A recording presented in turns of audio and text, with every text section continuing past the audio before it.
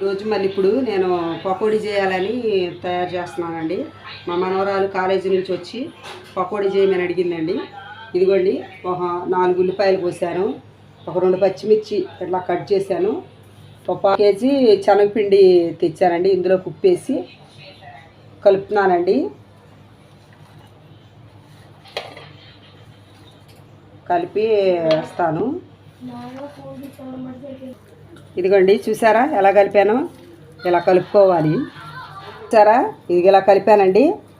ఇలా కలుపుకొని మనం ఇప్పుడు ఇందులో కళాయి పెట్టుకొని నూనె వేయించానండి.